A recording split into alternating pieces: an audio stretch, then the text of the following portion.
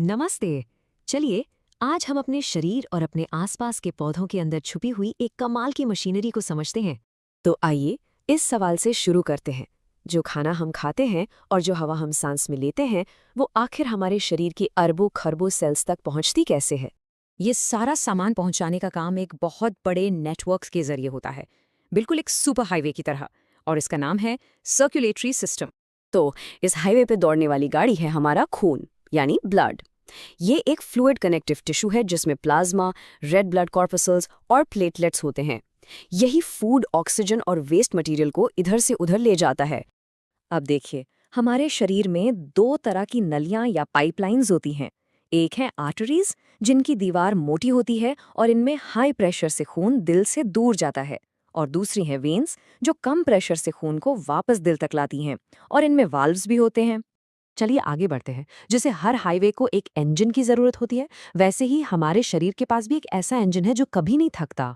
और ये है हमारा अपना मोटर पंप, हमारा दिल। इसका साइज लगभग आपकी मुट्ठी जितना होता है और इसके अंदर ये चार खास कमरे या चेम्बर्स होते हैं: left atrium, left ventricle, right atrium और राइट वेंट्रिकल। और ये देखिए खून का सफर कितना सरल और शानदार है। पहले ऑक्सीजन से भरा खून फेफड़ों से दिल के लेफ्ट एट्रियम में आता है। फिर पावरफुल लेफ्ट वेंट्रिकल उसे पूरे शरीर में पंप करता है। इसके बाद ऑक्सीजन पुआ खून शरीर से वापस राइट एट्रियम ले आता है और आखिर में राइट वेंट्रिकल उसे वापस फेफड़ों में भेज देता है ऑक्सीजन भरने के लिए। क्योंकि खून एक पूरे चक्कर में दिल से 2 बार गुजरता है, इस बेहतरीन प्रोसेस को डबल सर्कुलेशन कहते हैं। ये बहुत ही कुशल तरीका है ना? लेकिन पौधों का क्या? उनके पास तो दिल नहीं होता, तो वो जरूरी चीजें एक जगह से दूसरी जगह कैसे पहुंचाते हैं? देखिए, पौधों के पास अपनी खास नलियां होती हैं। एक है जाइलम, जो पानी और मिनरल्स को जड़ों से ऊपर खींचता है, और दूसरा है फ्लोएम, जो पत्तियों में बने खाने को पौधे के बाकी सभी हिस्सों तक पहुंचाता है, ऊपर भी और नीचे भी। एक बहुत ही जरूरी क्रिया है जिसे ट्रांसपिरेशन कहते हैं। ये बिल्कुल एक स्ट्रॉ की तरह काम करती है। एक सक्शन पुल बनाती है जिससे पानी बड़े से बड़े पेड़ों में भी ऊपर तक चढ़ जाता है। तो इतने सारे ट्रांसपोर्ट और एनर्जी के इस्तेमाल के बाद कचरा भी तो बनता होगा, है ना? इस कचरे का क्या होता है? यहाँ पर काम आती है हमारी शहर की सफाई करने वाली टीम।